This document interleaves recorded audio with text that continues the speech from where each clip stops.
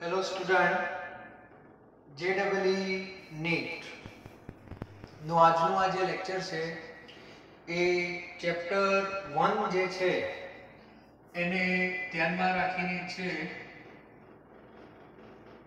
JEE અને NEET. Okay, સામાન્ય રીતે આ બંને પરીક્ષાઓમાં MCQ પૂછાતા હોય છે, બધાને ખબર છે, અને કોન્સેપ્ટ આપણો જો ક્લિયર હોય તો જ એ આપણે એને સરળતાથી સોલ્વ કરી શકીએ. બરાબર? તો પહેલા ચેપ્ટરમાં આગળ આપણે સાંદ્રતાના MCQ ની ચર્ચા કરી હતી.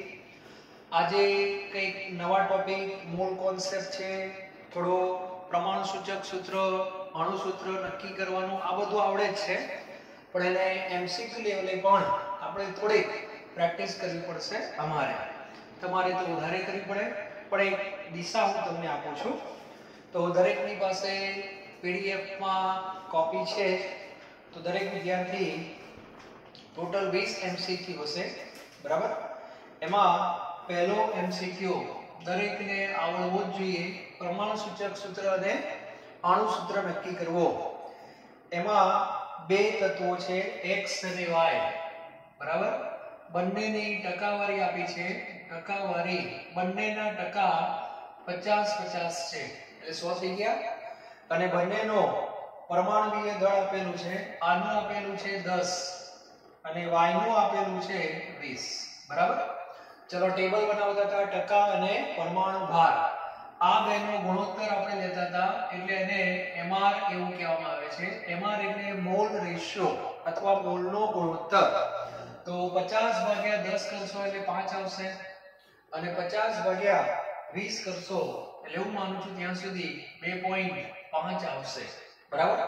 પછી આપણે આને સાદા ગુણોત્તરમાં ફેરવીએ છીએ. સાદા ગુણોત્તર એટલે SR, એટલે એને સિમ્પલ રેશિયો એવું કહે છે. એના માટે આ બેમાં જે સંખ્યા નાની હોય એનાથી ભાગવાના હોય છે. તો 5 ને 2.5 વડે ભાગશો તો તમારો જવાબ 2 આવશે, અહીંયા 1 આવશે. બરાબર? અને આ રીતે સૂત્ર તમે જોશો તો x2 થશે અને y 1 થશે, એટલે આપણો જવાબ x2y આવશે. ઓકે, ચલો ત્યારબાદ બીજો પ્રશ્ન આના સંદર્ભમાં છે. એમાં ઓક્સિજન અને નાઇટ્રોજનની વાત કરી છે. પહેલું તત્વ ઓક્સિજન અને બીજું નાઇટ્રોજન. ઓક્સિજનની ટકાવારી 69.5 છે અને નાઇટ્રોજનની ટકાવારી 30.5 છે. બરાબર? સરવાળો 100 થવો જોઈએ. હવે પરમાણુય દળ ઓક્સિજનનું ધ્યાન રાખજો, 16 આવે અને આનો 14 આવશે. હવે સૌથી પહેલા આપણે MR શોધવાના. MR એટલે ફરીથી મોલ ગુણોત્તર. તો 69.5 ભાગ્યા 16 કરશો. થોડા ડેટા ટિપિકલ આપેલા છે, પણ 69/5 16 કરશો, ચેક કરો, લગભગ 4.34 આવશે. ચેક કરજો તમારી રીતે. મેં મારા લેવલે થોડા ચેક કરેલા છે, અને 2.178 આવશે. 2.178. આ કિંમત નાની કહેવાય, એટલે એનાથી પાછા આપણે ભાગશું એટલે આને એના ભાગમાં 1 જ આવે, અને પેલાને તમે ભાગશો તો 1.99 સમથિંગ આવે છે. અને પછી આને આપણે પૂર્ણાંકમાં ફેરવશું તો આ 2 થઈ ગયા અને આ 1 થઈ ગયા. તો પહેલું સૂત્ર કયું આવે? બધાને ખબર છે, પહેલા પ્રસૂત્ર આવે. પ્રસૂત્ર એટલે પ્રમાણસૂચક સૂત્ર. પહેલા n લખું છું, પછી હું લખું છું NO2. રકમ વ્યવસ્થિત વાંચજો. આમાં અણુસૂત્ર શોધવાનું છે. તો પ્રસૂત્ર ઉપરથી જે વજન મળે એને આપણે સૂત્રદળ કહીએ છીએ, ખ્યાલ હોય તો. સૂત્રદળ એટલે 14 + 16 = 32, 4 ને 2 6, અને આ કેટલું આવશે? 46. ત્યાર પછી બીજું એક દળ આપેલું છે આપણને, જેને આણ્વીય દળ કહેવાય. તો આણ્વીય દળ તમને આપી દીધું છે 92 તમને આપી દીધું છે. આના ઉપરથી આપણે શું લખતા હતા? n બરાબર આણ્વીય દળ ભાગ્યા સૂત્ર દળ. બરાબર? એટલે 92 ને 46 વડે ભાગશો તો જવાબ 2 આવશે. 46 × 2 = 12. હા, અને એને પૂર્ણાંક સંખ્યા જ આવે. અને પછી સૂત્ર આપણું આવું હતું કે અણુ સૂત્ર જે હોય એના બરાબર n ગુણ્યા શું તો યાદ કરો પ્રસૂત્ર તો n બરાબર 2 પ્રસૂત્ર આપણું NO2 એટલે આપણો જવાબ N2O4 આવે N2O4 બરાબર આ ક્લિયર હોવું જોઈએ એટલે જવાબ આવશે તમારો C બરાબર તો ક્લિયર હોવું જોઈએ ત્યાર પછી ત્રીજો જે પ્રશ્ન છે એ ટકાવારીનો છે એમોનિયમ સલ્ફેટ એવું કીધું છે દરેકને એમોનિયમ સલ્ફેટનું સૂત્ર કદાચ ન આવડતું હોય રેડોક્સ ભણ્યા પછી આવડશે એમોનિયમ નામ બધાએ 10મા સુધી તો સાંભળેલું જ હોય અને NH4 ના માથા ઉપર +1 હોય સલ્ફેટ એટલે SO4 -2 આવે હવે જ્યારે કોઈ પણ સંયોજન બને ત્યારે તે વીજભારની દ્રષ્ટિએ તટસ્થ હોવું જોઈએ બરાબર એટલે જેટલો ધન વીજભાર સેટ થાય એટલો ઋણ વીજભાર થવો જોઈએ તો આ +1 છે ને આ -2 છે તો આને તમારે 2 વડે ગુણવા પડે એટલે +2 થઈ ગયા અને આને કેટલા વડે ગુણવા પડે 1 વડે અને આ બેનું જે કોમ્બિનેશન થશે એ આવું થશે NH4 ટ્વાઇસ અને SO4 આને કહેવાય એમોનિયમ સલ્ફેટ પણ આની અંદર તમારે ટકાવારી શોધવાની છે નાઇટ્રોજનની તો પહેલા સૂત્રને વ્યવસ્થિત લખી નાખવું પડે નાઇટ્રોજન કેટલા 2 હાઇડ્રોજન ટોટલ 4 2 8 સલ્ફર 1 અને ઓક્સિજન 4 સૌથી પહેલા આનું આણ્વીય દળ શોધવું પડે N2 એટલે બધાને ખબર પડી જોઈએ N2 એટલે 14 28 +8 +32 અને +64 એટલે પહેલા તમારે આખું આણ્વીય દળ શોધવું પડે એનો જવાબ 132 આવશે બરાબર અને આ 132 માં નાઇટ્રોજનનો ફાળો 28 નો છે તો પર્સન્ટેજ જ્યારે તમે એન શોધો ત્યારે 28 ભાગ્યા 132 ગુણ્યા શું કરવાના 100 તો તમારો જવાબ રાઉન્ડ ફિગરમાં આવશે પણ વ્યવસ્થિત જવાબ તમારો આવશે 21%. તો આ રીતે દાખલો ગણી શકાય. તો સૂત્ર બનાવતા પણ આવડવું જોઈએ, સૂત્ર બન્યા પછી એને ગોઠવતા પણ આવડવું જોઈએ અને પછી એની ટકાવારી તમારે શોધવાની છે. બરાબર? તો લખતા રહેજો, સોલ્યુશન લખતા રહેવાનું એટલે ખ્યાલ આવે એમસીક્યુ કઈ રીતે સોલ્વ થાય છે. એટલે આના જેવા બીજા એમસીક્યુ ક્યાં ધ્યાનમાં આવે તો આપણને એ આવડે. ઓકે, સારું. ચલો એના પછીનો જે એમસીક્યુ છે એવા પણ ઘણીવાર પૂછાતા હોય છે. એ મોલ સંકલ્પનાનો એમસીક્યુ છે. મોલ સંકલ્પના એમાં કંઈક તમને 4 વિકલ્પો આપેલા છે. બરાબર? અને 4 વિકલ્પોમાંથી એવું નક્કી કરવાનું છે કે શેમાં ના વિકલ્પો નથી, which આમાં એવું છે સૌથી હલકું કોણ 4 માંથી. એટલે 4 દ્રવ્ય તમને અલગ અલગ. હલકું અને ભારે શેના ઉપરથી નક્કી થાય? દળ ઉપરથી. અને દળ એટલે ગ્રામ. એટલે આ ચારે 4 ઓપ્શન જે છે આપણી પાસે એને ગ્રામમાં ફેરવતા આવડવા જોઈએ. અત્યારે ખબર ના પડે તો સૌથી પહેલા બરાબર, સૌથી પહેલા નંબર 4 એમાં option A 0.2 mall hydrogen gas છે. બધાને ખબર પડી છે આ 0.2 છે એ દળ નથી, એ મોલ છે. તો દળમાં જવું હોય તો આને આણ્વીય દળ વડે ગુણવા પડે. તો H2 છે એટલે આને 2 વડે ગુણી નાખો એટલે તમારે આ 0.4 ગ્રામ થઈ જશે. 0.4 ગ્રામ હાઇડ્રોજન, ઓપ્શન એ. ત્યારબાદ ઓપ્શન બી. ઓપ્શન બી જે છે એમાં અણુઓની સંખ્યા આપી છે 6.022 ગુણ્યા 1022 અણુ આપેલા છે. અને આ અણુ શેના આપેલા છે? નાઇટ્રોજન. નાઇટ્રોજન એટલે N2. તો આને પણ પહેલા મોલમાં ફેરવવા પડે. તો મોલનું ત્રીજું સૂત્ર યાદ કરો, મોલ બરાબર અણુની સંખ્યા ભાગ્યા એવોગેડ્રો આમ. તો આને તમારે Na વડે ભાગવાના એટલે 6.022 ગુણ્યા 1023 એટલે કેન્સલ થઈ ગયા. એટલે તમારો જવાબ આવશે 0.1 મોલ. આ જવાબ શેમાં આવ્યો? મોલમાં આવ્યો.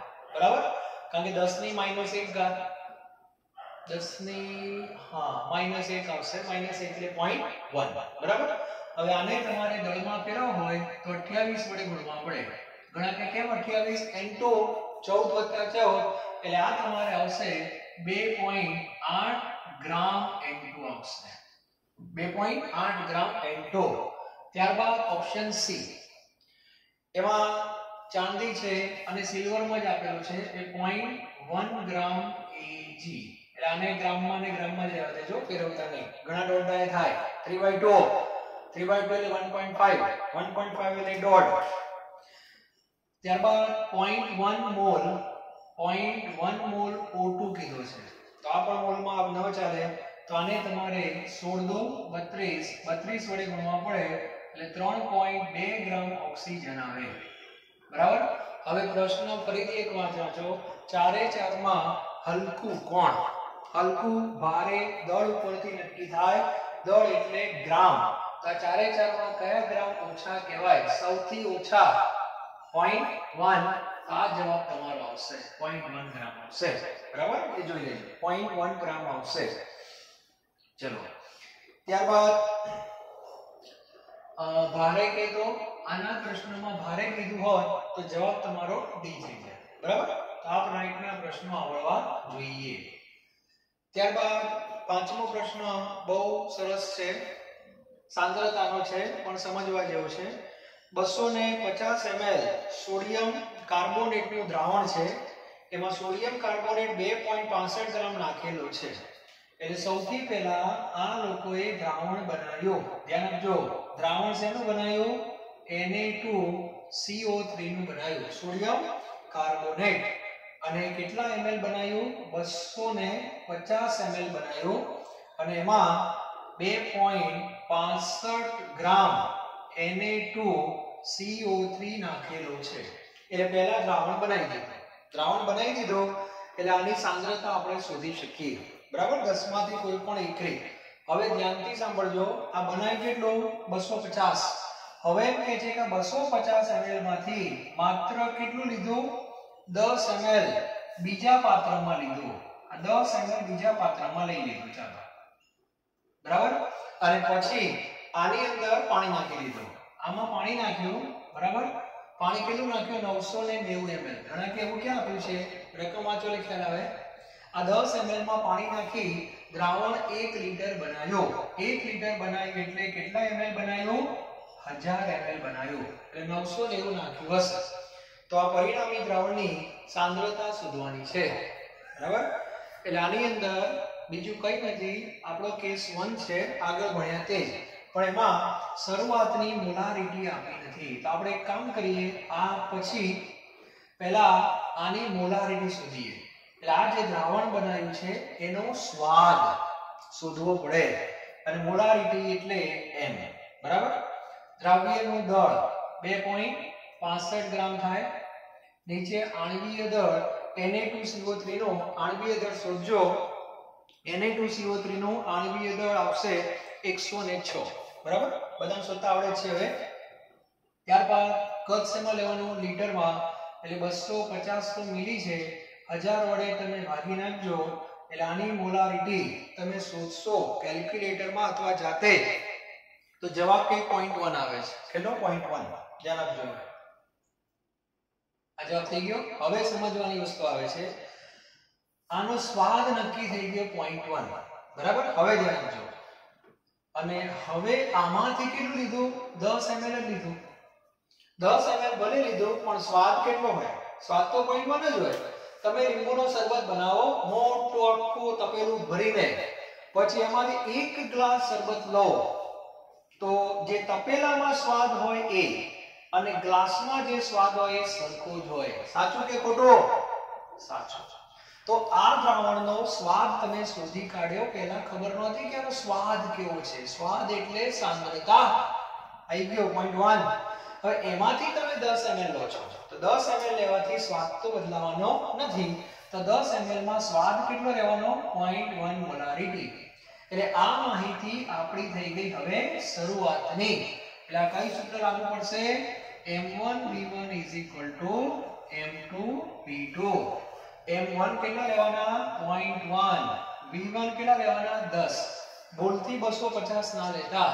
આ તો આ હતું એમાંથી 10 કાઢ્યા, બરાબર? એટલે આપણે v1 10 લેવાના.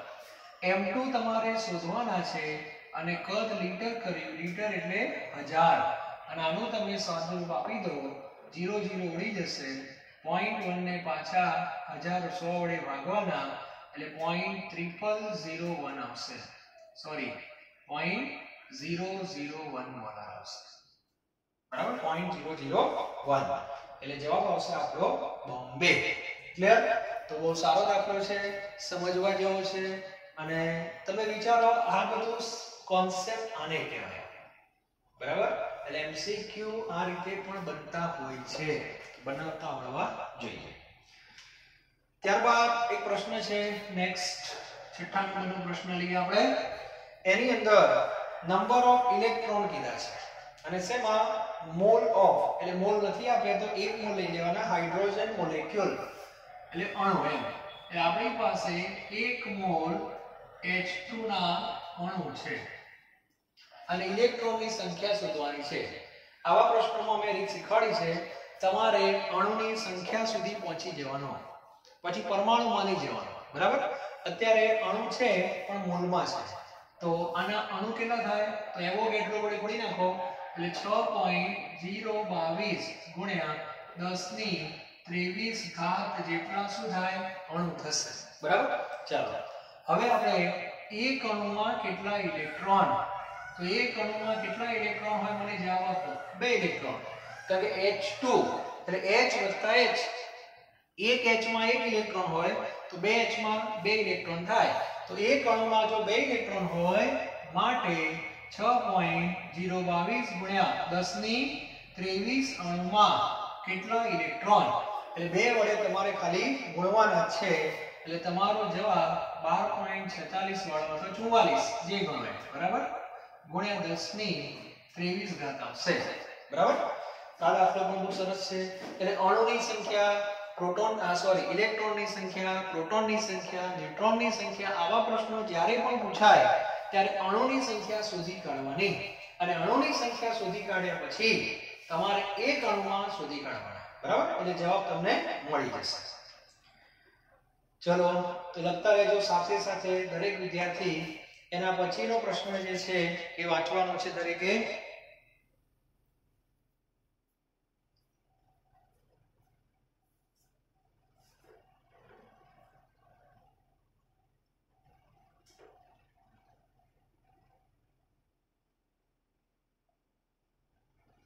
આગળનો પ્રશ્ન બધા શાંતિથી વાંચે, બરાબર?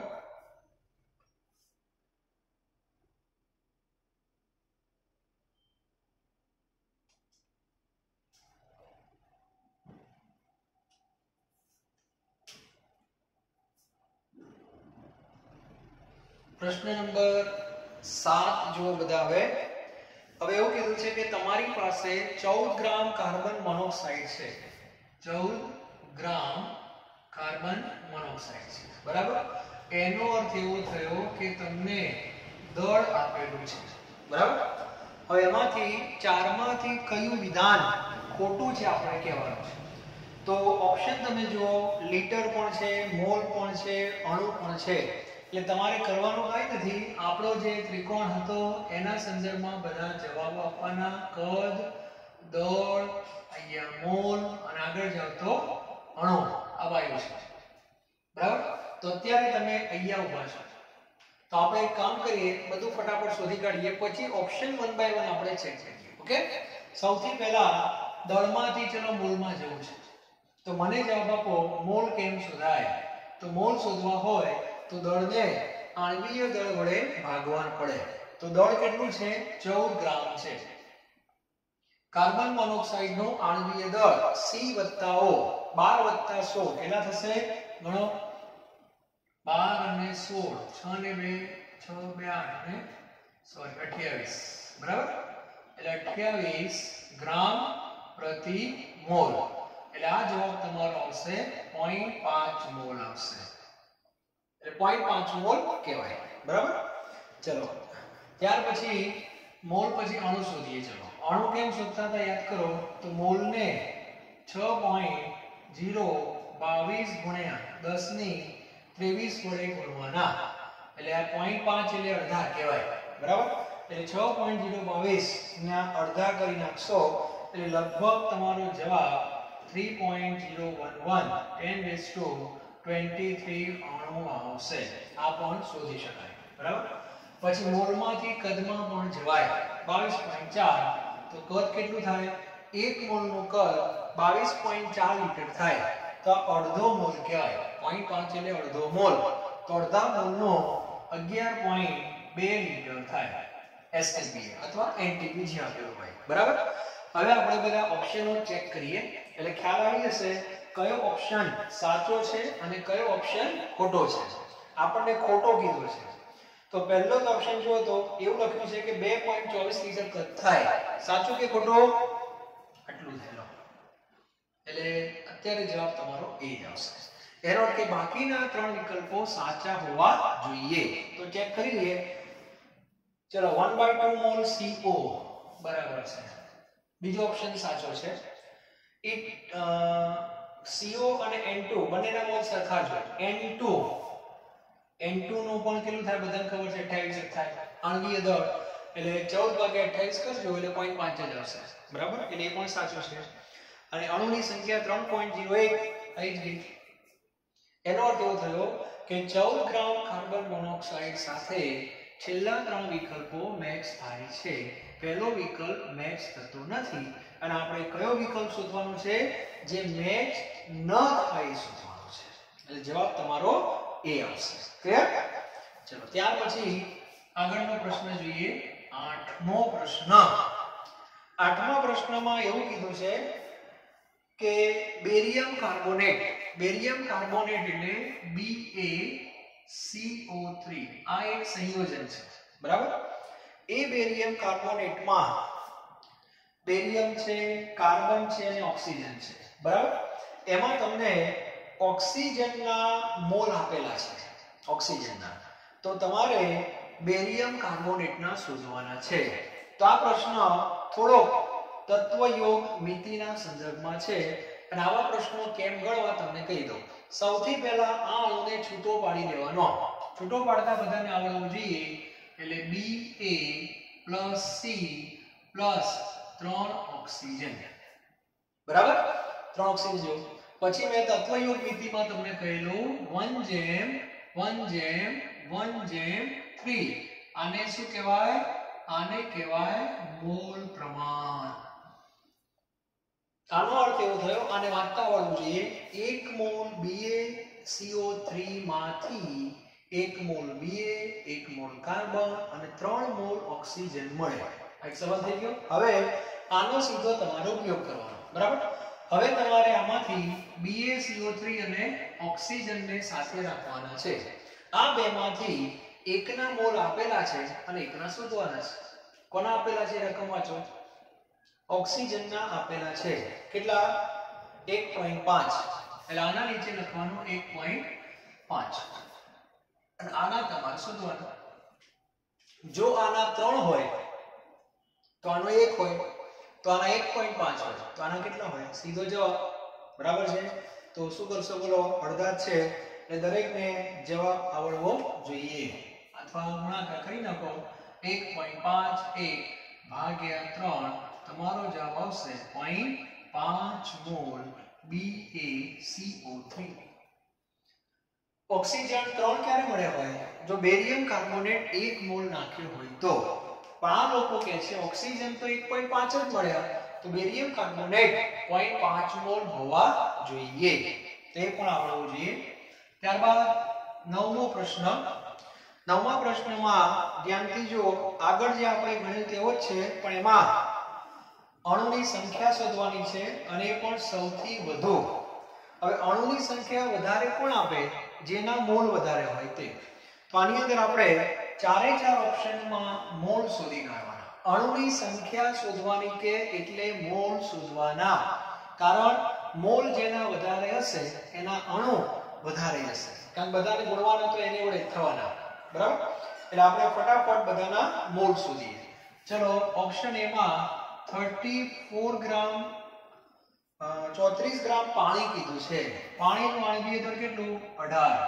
તો 34 ને 18 વડે તમે જો ભાગશો 34 ભાગ્યા 18